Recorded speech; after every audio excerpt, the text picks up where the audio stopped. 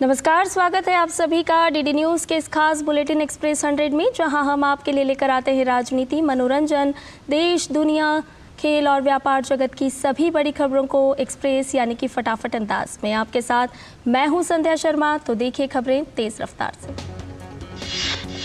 प्रधानमंत्री नरेंद्र मोदी की अध्यक्षता में आज G20 के नेताओं का वर्चुअल शिखर सम्मेलन होने जा रहा है। G20 शेरपा अमिताभ कांत ने बताया कि G20 घोषणा पत्र में 205 बिंदुओं पर सहमति बनी थी। इन पर अब तक हुई प्रगति का जायजा लेने के लिए यह वर्चुअल सम्मेलन हो रहा है। अमिताभ कांत ने बताया कि प्रधानमंत्री लगभग 2.5 महीने में दूसरी बार वर्चुअल सम्मेलन को संबोधित करने वाले हैं, जिससे ये स्पष्ट होता है कि प्रधानमंत्री G20 लीडर डिक्लेरेशन को लागू करने के प्रति बेहद गंभीर हैं। G20 शेरपा अमिताभ कांत ने कहा कि इससे वैश्विक स्तर पर भारत की ताकत और प्रधानमंत्री नरेंद्र मोदी के नेतृत्व का पता चलता है। राष्ट्रपति द्रौपदी मुर्मू आज संबलपुर में ब्रह्मा कुमारीज द्वारा आयोजित राष्ट्रीय शिक्षा अभियान एक भारत के लिए नई शिक्षा का शुभारंभ करेंगी। राष्ट्रपति पुट्टुपर्थी का भी दौरा करेंगी, जहां वे Shri Sathya Sai institute of higher learning के 42वें दीक्षांत समारोह में भाग लेंगी। इससे पहले कल राष्ट्रपति ने ओडिशा के बादाम पहाड़ में 3 रेलगाड़ियों को हरी झंडी दिखाकर रवाना किया। ये 3 नई रेलगाड़ियों बादाम पहाड़ टाटानगर मेमो, बादाम पहाड़ राउरकेला साप्ताहिक एक्सप्रेस और बादाम पहाड़ शालीमार साप्ताहिक एक्सप्रेस है। राष्ट्रपति ने बादाम पहाड़ रेलवे स्टेशन से शालीमार साप्ताहिक एक्सप्रेस ट्रेन में बादाम पहाड़ से रायरंगपुर तक तकरीबन आधा घंटा का सफर भी तय किया। विदेश मंत्री डॉक्टर एस जयशंकर ने ब्रिक्स की वर्चुअल असाधारण संयुक्त बैठक को संबोधित किया। उन्होंने कहा कि भारत गाजा में इजराइल हमास संघर्ष के कारण हो रही मानवीय त्रासदी को कम करने के लिए अंतर्राष्ट्रीय समुदाय द्वारा किए जा रहे प्रयासों का समर्थन करता है।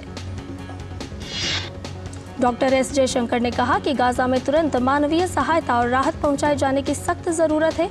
उन्होंने कहा कि सभी बंधकों की रिहाई भी महत्वपूर्ण है। डॉक्टर एस जयशंकर ने कहा कि भारत इजराइल और हमास संघर्ष के बीच बातचीत और कूटनीति के शांतिपूर्ण समाधान का पक्षधर है। वहीं अंतर्राष्ट्रीय मानवीय कानूनों का पालन सबकी जिम्मेदारी है। डॉक्टर एस जयशंकर ने कहा कि फिलिस्तीन के लोगों की चिंताओं के गंभीरता से समाधान किया जाना चाहिए और यह 2 देशों के शांतिपूर्ण सह अस्तित्व के समाधान पर आधारित होना चाहिए। विदेश मंत्री ने कहा कि भारत ने गाजा में 70 टन मानवीय सहायता सामग्री भेजी है। प्रधानमंत्री नरेंद्र मोदी कल मथुरा के दौरे पर रहेंगे। पीएम मथुरा में संत मीराबाई की 525वीं जयंती मनाने के लिए आयोजित कार्यक्रम संत मीराबाई जन्मोत्सव में हिस्सा लेंगे। इस अवसर पर प्रधानमंत्री संत मीराबाई के सम्मान में एक स्मारक टिकट और सिक्का भी जारी करेंगे। इसके अलावा वो इस अवसर पर आयोजित सांस्कृतिक कार्यक्रम में भी शामिल होंगे। यह कार्यक्रम संत मीराबाई की स्मृति में पूरे साल चलने वाले कार्यक्रमों की शुरुआत का प्रतीक भी होगा। राजस्थान विधानसभा चुनाव के लिए मतदान से पहले प्रदेश में कांग्रेस, भाजपा समेत अन्य पार्टियों के कद्दावर नेता लगातार दौरे कर रहे हैं।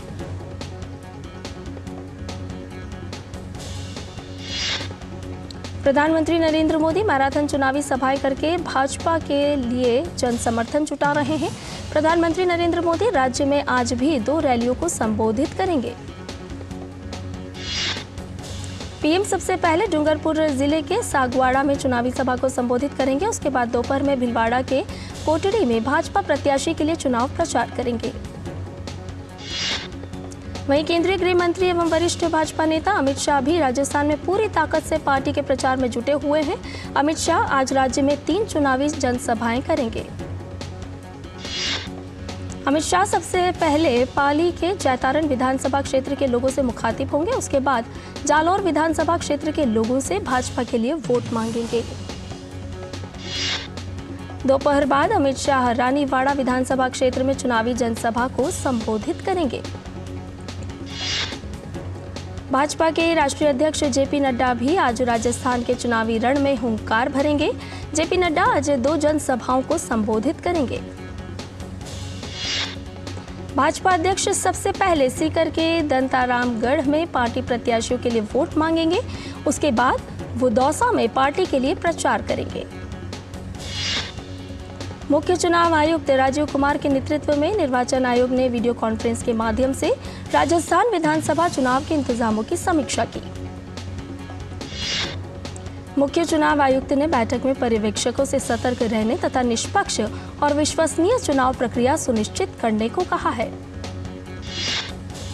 भाजपा ने कांग्रेस पर आरोप लगाया कि वह राजस्थान विधानसभा चुनाव में उसके पक्ष में लहर होने के बारे में समाचार या राय के रूप में विज्ञापन दे रही है। भाजपा ने निर्वाचन आयोग से कार्रवाई की मांग की है। केंद्रीय मंत्री मनसुख मांडविया और पूर्व मंत्री रविशंकर प्रसाद सहित भाजपा नेताओं के एक प्रतिनिधिमंडल ने इस मामले को लेकर निर्वाचन आयोग का दरवाजा खटखटाते हुए शिकायत दर्ज करवाई। इसमें भाजपा ने कांग्रेस पर आरोप लगाया है कि वह लोगों को राज्य में सत्ता में आने पर उसकी गारंटी का लाभ पाने के लिए मोबाइल नंबर पर मिस्ड कॉल देने के लिए कह रही है। मनसुख मांडविया ने कहा कि इससे यह धारणा बनती है कि केवल उन्हीं लोगों को लाभ मिलेगा जो स्वयं को पंजीकृत करेंगे और अन्य को नहीं। उन्होंने कहा कि इसका उद्देश्य मतदाताओं को गुमराह करना है। तेलंगाना विधानसभा चुनाव के लिए भी सभी दलों ने प्रचार में पूरा दम लगा दिया है। भाजपा, कांग्रेस और बीआरएस समेत तमाम दलों के बड़े नेता मतदाताओं को रिझाने के लिए एड़ी चोटी का जोर लगा रहे हैं। राज्य में विधानसभा चुनाव के लिए मतदान 30 नवंबर को कराया जाएगा, इसलिए अब प्रचार के लिए लगभग एक सप्ताह का समय बाकी है। सभी प्रमुख राजनीतिक दलों के शीर्ष नेता राज्य के कोने कोने में प्रचार में लगे हुए हैं। मध्य प्रदेश के छतरपुर में आचार संहिता के उल्लंघन को लेकर पूर्व मुख्यमंत्री और कांग्रेस नेता दिग्विजय सिंह सहित 60 लोगों पर मामला दर्ज किया गया है। छतरपुर के अतिरिक्त पुलिस अधीक्षक ने बताया कि अपर कलेक्टर छतरपुर का प्रतिवेदन प्राप्त हुआ था, जिसमें उल्लेख था कि जिले में आचार संहिता लागू होने के बावजूद कुछ लोगों के द्वारा थाना बिना अनुमति के थाना परिसर खजुराहो के सामने विरोध प्रदर्शन किया गया। थल सेना अध्यक्ष जनरल मनोज पांडे ने कोरिया गणराज्य की अपनी आधिकारिक यात्रा के दौरान रक्षा अधिग्रहण कार्यक्रम प्रशासन के उप मंत्री और संयुक्त चीफ ऑफ स्टाफ के अध्यक्ष जनरल किम सेऊंग क्यूम से मुलाकात की। मुलाकात के दौरान सैन्य संबंधों को और मजबूत करने और द्विपक्षीय रक्षा सहयोग से संबंधित पहलुओं पर चर्चा की गई। जनरल मनोज पांडे ने युद्ध स्मारक पर शहीदों को श्रद्धांजलि भी दी। जनरल मनोज पांडे को गार्ड ऑफ ऑनर दिया गया। इसके साथ ही सेना अध्यक्ष ने कोरिया सेना के chief of staff general Park An Su के साथ बातचीत की और आपसी सहमति के मुद्दों पर विचारों का आदान प्रदान किया। राष्ट्रीय राजधानी दिल्ली की हवा अभी भी जहरीली बनी हुई है। प्रदूषण नियंत्रण बोर्ड के अनुसार आज भी दिल्ली में वायु गुणवत्ता सूचकांक गंभीर श्रेणी में बना हुआ है। उत्तरकाशी के सिलक्यारा टनल के अंदर फंसे 41 श्रमिकों को बाहर निकालने के लिए वर्टिकल ड्रिलिंग के लिए स्थान की पहचान कर ली गई है। अब बचाव कार्य और तेज कर दिया गया है। बचाव दल 10 दिन से 41 मजदूरों को सुरक्षित निकालने की पुरजोर कोशिशों में जुटे हुए हैं। एजेंसियां अगले 40 घंटे अहम बता रही हैं। और बुलेटिन में फिलहाल रुकने एक छोटे से ब्रेक के लिए जल्द हाजिर होंगे। साल, बरस और सदी नहीं, एक युग गुजर जाएगा। उम्र न पूछो वंडर की, जब फर्क नजर आएगा। वंडर सीमेंट, फर्क नजर आएगा। तुम्हें पता है इन्वेस्टर्स के लिए एक इन्वेस्टर प्रोटेक्शन फंड होता है IPF, लेकिन अगर तुम्हारा ट्रेड एक्सचेंज पर एग्जीक्यूट नहीं हुआ या फिर कोई गारंटीड रिटर्न्स वाली स्कीम्स है तो ये IPF आपकी मदद नहीं कर सकता है। और अगर आपका ब्रोकर ही डिफॉल्टर बन जाए तो फिर IPF आपको कॉम्पेंसेशन दिला सकता है। कहाँ से सीखा? NSE की साइट पर। सोच कर, समझ कर, इन्वेस्ट कर। सिर्फ 4 दीवारों का मतलब घर नहीं होता। घर तो अपनों से बनता है, अपनों के सपनों से बनता है। आप ही तो हैं जो मकान को घर बनाते हैं। SBI होम लोन्स, मकान को घर बनाने के सफर में हमेशा आपका हमसफर। और ब्रेक के बाद एक्सप्रेस 100 में आपका एक बार फिर से स्वागत है। आइए बाकी की खबरों को जानें फटाफट अंदाज में। बचाव अभियान से जुड़ी एजेंसियों का अनुमान है कि 30 से 40 घंटे के अंदर सुरंग से सभी मजदूर सुरक्षित बाहर निकाल लिए जाएंगे। ओडिशा के पुरी में रेत कलाकार सुदर्शन पटनायक ने उत्तरकाशी में सुरंग में फंसे श्रमिकों की सुरक्षा और बचाव प्रार्थना के लिए रेत से कलाकृति बनाई। नेशनल हेराल्ड मामले में ईडी ने बड़ी कार्रवाई करते हुए कांग्रेस से जुड़े एसोसिएटेड जर्नल्स लिमिटेड एजीएल और यंग इंडिया की 751.9 करोड़ रुपए की संपत्ति जब्त की है। केंद्रीय जांच एजेंसी ने बताया कि यह कार्रवाई मनी लॉन्ड्रिंग जांच के तहत की गई है, जिसमें दिल्ली, मुंबई और लखनऊ जैसे कई शहरों में फैले संपत्ति को अस्थायी रूप से जब्त कर लिया गया है। आज से कोच्चि से गोवा तक एक अंतर कमांड महासागर नौकायान दौड़ का आयोजन किया जा रहा है। दक्षिणी नौसेना कमान के मुख्यालय द्वारा इस दौड़ का आयोजन किया जा रहा है। कार्मिक मंत्रालय के एक आदेश में कहा गया है कि विनय एम टोन्स को भारतीय स्टेट बैंक का प्रबंध निदेशक नियुक्त किया गया है। इससे पहले विनय एम टोन्स एसबीआई के उप प्रबंधक निदेशक के पद पर कार्यरत थे। विभिन्न कारोबार से जुड़ा आईटीसी लिमिटेड पश्चिम बंगाल में 4 नए होटल खोलेगी। इससे उसके राज्य में होटल की संख्या 9 हो जाएगी। आईटीसी लिमिटेड के चेयरमैन और प्रबंध निदेशक संजीव पुरी ने यहां बंगाल वैश्विक कारोबार सम्मेलन BGBS के 7वें संस्करण में कहा कि कंपनी निकट भविष्य में राज्य में अपनी 18वीं विनिर्माण इकाई की स्थापना करेगी। सरकार ने बोलीदाताओं की तरफ से अपेक्षित प्रतिक्रिया नहीं मिलने पर IDBI बैंक की रणनीतिक बिक्री के लिए परिसंपत्ति मूल्यांकनकर्ता के चयन की प्रक्रिया निरस्त कर दी। बोलीदाताओं से बेहतर रुचि प्राप्त करने के लिए कुछ बोली मानदंडों की समीक्षा के बाद जल्द ही एक नया प्रस्ताव अनुरोध आमंत्रित किया जाएगा। दैनिक उपयोग का घरेलू सामान बनाने वाली कोलगेट पामोलिव इंडिया लिमिटेड के चेन्नई स्थित गोदाम पर राज्य माल एवं सेवा कर अधिकारी ने तलाशी अभियान चलाया है। कोलगेट पामोलिव लिमिटेड कंपनी ने बताया कि अनुपालन संबंधी मामूली उल्लंघन पर 1 लाख रुपए का जुर्माना भी लगाया गया है। कोलगेट पामोलिव लिमिटेड ने शेयर बाजार को दी सूचना में कहा कि 16 से 17 नवंबर को चलाए गए तलाशी अभियान की शुरुआत तमिलनाडु माल और सेवा कर अधिनियम 2017 की धारा 67 के प्रावधानों के अनुसार की गई थी। जीएसटी विभाग के अधिकारियों ने 199 करोड़ रुपए से अधिक के फर्जी इनपुट टैक्स क्रेडिट आईटीसी का लाभ उठाने वाली 48 फर्जी कंपनियों के गठजोड़ का भंडाफोड़ किया है। वित्त मंत्रालय ने बताया कि जीएसटी विभाग के अधिकारियों ने इस संबंध में 3 लोगों को गिरफ्तार किया है। केंद्रीय माल एवं सेवा कर के पूर्वी दिल्ली आयुक्त कार्यालय ने एकत्रित खुफिया जानकारी के आधार पर नकली बिल बनाने वालों के खिलाफ समन्वित ऑपरेशन क्लीन स्वीप शुरू किया था। ईडी ने कहा कि उसने शिक्षा प्रौद्योगिकी कंपनी बायजू और उसके मुख्य कार्यपालक अधिकारी एवं सह संस्थापक रविंद्रन बायजू को 9,300 करोड़ रुपए से अधिक के विदेशी मुद्रा नियम उल्लंघन के लिए कारण बताओ नोटिस भेजा है। वित्तीय जांच एजेंसी ने बायजू और उसके मुख्य प्रवर्तक पर फेमा नियमों के उल्लंघन का आरोप लगाने के लिए कई आधारों का उल्लेख किया है। वित्तीय जांच एजेंसी ने बायजू और उसके मुख्य प्रवर्तक पर देश के बाहर भेजे गए अग्रिम धन के संदर्भ में आयात के दस्तावेज जमा करने में नाकाम रहने का आरोप भी शामिल है। उद्योग मंडल federation of Indian chamber of commerce and industry यानी कि फिक्की ने प्रौद्योगिकी कंपनी मेटा के सहयोग से भारतीय डेवलपरों के लिए अपनी पहल XR ओपन सोर्स एक्सरोस फेलोशिप कार्यक्रम का सफलतापूर्वक समापन किया।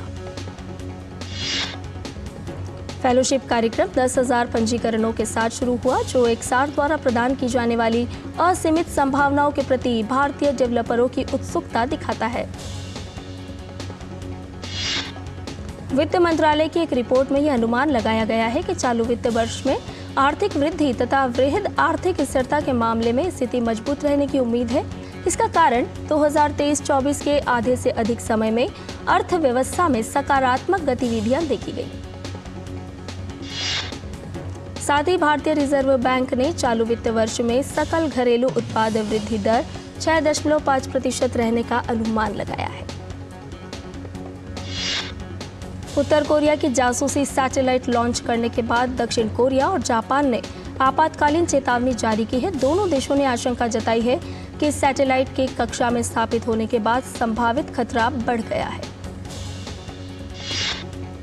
जापान ने जे अलर्ट प्रसारण प्रणाली पर चेतावनी जारी करते हुए कहा कि उत्तर कोरिया ने एक मिसाइल दागी है जो ओकिनावा के दक्षिणी प्रांत के निवासियों के लिए खतरा हो सकती है। जापान के प्रधानमंत्री फूमियो किशिदा के कार्यालय के अनुसार टोक्यो ने सैटेलाइट को मार गिराने की तैयारी में जवाबी उपाय तैनात कर दिए हैं। ओकिनावा के मियाको इशिगाकी और योनागुनी द्वीपों पर PS-3 जमीन आधारित मिसाइल रक्षा बैटरियां भेजी हैं। दक्षिण अमेरिकी देश बोलीविया के हजारों हेक्टेयर जंगल में लगी आग पर काबू पाने की भरपूर कोशिश की जा रही है। अग्निशामकों को आग पर काबू पाने की बड़ी चुनौती का सामना करना पड़ रहा है। बोलीविया के रक्षा मंत्री एडमंडो नोविलो के अनुसार आग ने बोलीवियाई अमेजन के 3 मिलियन हेक्टेयर से अधिक क्षेत्र को नष्ट कर दिया है। मौसम विभाग के पूर्वानुमान के अनुसार अगले कुछ दिनों तक लू चलने की आशंका है। दूसरी तरफ राष्ट्रपति लुइस आर्से ने आग से लड़ने के लिए अंतर्राष्ट्रीय मदद मांगी है।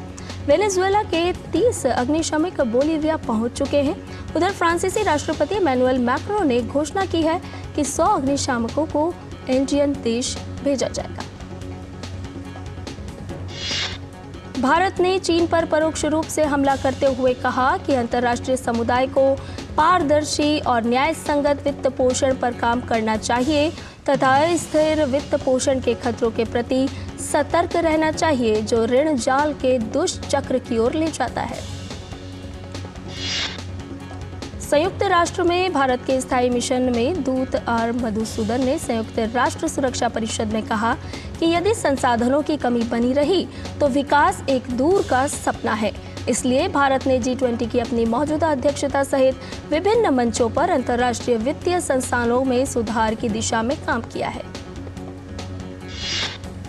पाकिस्तान के प्रधान न्यायाधीश काजी फयाज ईसा ने लोक सेवकों के पदों के नाम के साथ साहब शब्द जोड़ने पर रोक लगाते हुए कहा है कि यह गैर जरूरी तौर से उनकी रुतबे को बढ़ाता है और उन्हें लोगों के प्रति जवाबदेह नहीं होने का एहसास कराता है।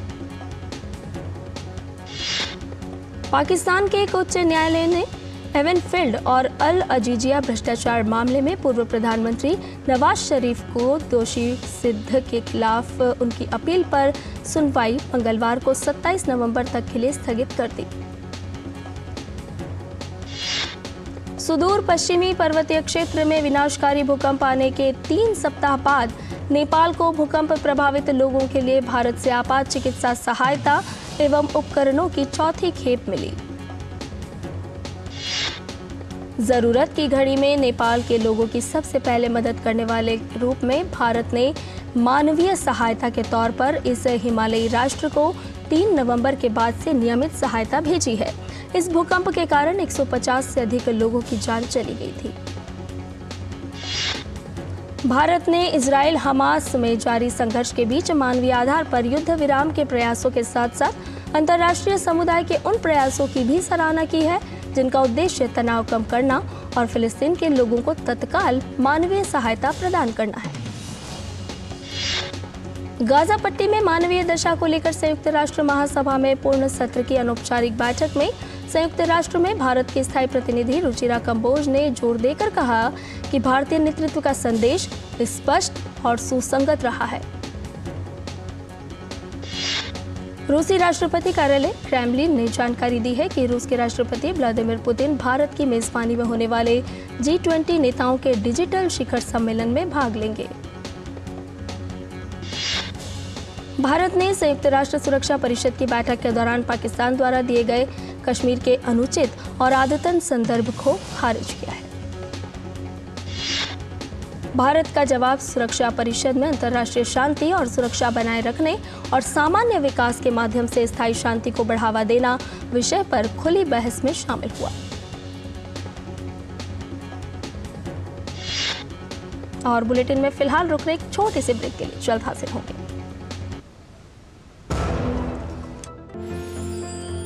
साल बरस और सदी नहीं, एक युग गुजर जाएगा। उम्र न पूछो वंडर की, जब फर्क नजर आएगा। वंडर सीमेंट, फर्क नजर आएगा। तुम्हें पता है इन्वेस्टर्स के लिए कि इन्वेस्टर प्रोटेक्शन फंड होता है IPF, लेकिन अगर तुम्हारा ट्रेड एक्सचेंज पर एग्जीक्यूट नहीं हुआ या फिर कोई गारंटीड रिटर्न्स वाली स्कीम है तो ये IPF आपकी मदद नहीं कर सकता है। और अगर आपका ब्रोकर ही डिफॉल्टर बन जाए तो फिर IPF आपको कॉम्पेंसेशन दिला सकता है। कहाँ से सीखा? NSE की साइट पर। सोच कर समझ कर इन्वेस्ट कर। और ब्रेक के बाद एक्सप्रेस 100 में आपका एक बार फिर से स्वागत है। भारत ने फिलिस्तीन शरणार्थियों के लिए संयुक्त राष्ट्र की एजेंसी UNRWA को 25 लाख अमेरिकी डॉलर दान दिया। गाजा के लिए इस मुश्किल भरे वक्त में योगदान देने के लिए एजेंसी ने भी भारत के कदम का स्वागत किया है। दुबई में होने वाले संयुक्त राष्ट्र जलवायु परिवर्तन सम्मेलन अर्थात COP28 में ऑस्ट्रेलिया मजबूती से अपना पक्ष रखेगा। ऑस्ट्रेलिया के जलवायु परिवर्तन और ऊर्जा मंत्री क्रिस बोवेन ने कहा कि सम्मेलन मजबूत व्यवहारिक परिणामों के बारे में हो, न कि केवल यथास्थिति बनाए रखने के बारे में। फीफा विश्व कप 2026 क्वालीफायर के दूसरे राउंड में भारतीय टीम को अपने दूसरे मुकाबले में कतर के हाथों 0-3 से शिकस्त का सामना करना पड़ा है। कतर की तरफ से पहले हाफ में 1 और दूसरे हाफ में 2 गोल हुए। चाइना मास्टर्स बैडमिंटन टूर्नामेंट में शुरुआती दौर के मुकाबले खेले जा रहे हैं। आज लक्ष्य सेन और किदाम्बी श्रीकांत अपने अपने मुकाबले खेलेंगे। वनडे विश्व कप के मैचों को 12,50,000 दर्शकों ने स्टेडियम में जाकर देखा, जो हर 4 साल में होने वाली इस प्रतियोगिता का नया रिकॉर्ड है। टूर्नामेंट में जब 6 मैच बचे थे तभी दर्शकों का आंकड़ा 10 लाख की जादुई संख्या को पार कर चुका था।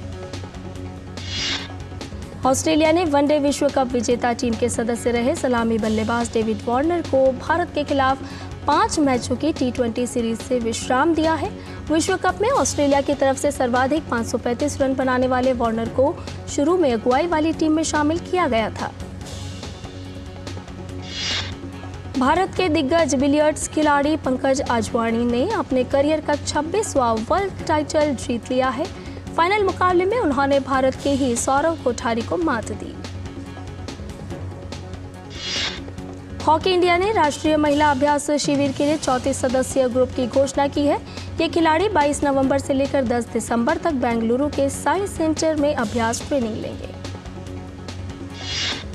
ये अभ्यास अगले महीने की 15 तारीख से होने वाली 5 देशों के टूर्नामेंट वेलेंसिया 2023 के लिहाज से काफी अहम है। 5 देशों के टूर्नामेंट में मेजबान स्पेन सहित भारत, आयरलैंड, जर्मनी और बेल्जियम के बीच मुकाबले खेले जाएंगे। यूरोपियन चैंपियनशिप के ग्रुप दौर में फ्रांस और ग्रीस के बीच मुकाबला 2-2 से ड्रॉ रहा। फ्रांस की तरफ से रंडल कोलो मुआनी और वेस्ले फोफाना ने 1-1 गोल दागे, जबकि ग्रीस की ओर से अनास्तासियोस और इयोनासिडिस ने 1-1 गोल किया। यूरोपियन चैंपियनशिप के ग्रुप दौर में खेले गए एक अन्य मुकाबले में क्रोएशिया ने अर्मेनिया को 1-0 से हरा दिया। यूरोपियन चैंपियनशिप के ग्रुप दौर में वेल्स और टर्की के बीच खेला गया मुकाबला 1-1 के ड्रॉ पर समाप्त हुआ। स्टैंड अप कॉमेडियन और अभिनेता वीरदास ने इंटरनेशनल एमी अवार्ड्स 2023 में कॉमेडी के लिए अंतर्राष्ट्रीय एमी अवार्ड जीता। वीरदास लैंडिंग के साथ डेरी गर्ल्स सीजन 3 को भी कॉमेडी के लिए एमी इंटरनेशनल अवार्ड से सम्मानित किया गया है।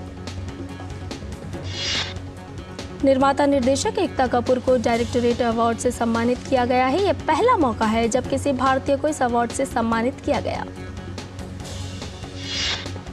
एमी अवार्ड्स 2023 के मंच पर एकता कपूर की जर्नी के बारे में बताया गया। एक क्लिप में प्रधानमंत्री नरेंद्र मोदी की झलक भी देखने को मिली, जिसमें वह एकता कपूर के सीरियल्स की तारीफें कर रहे हैं।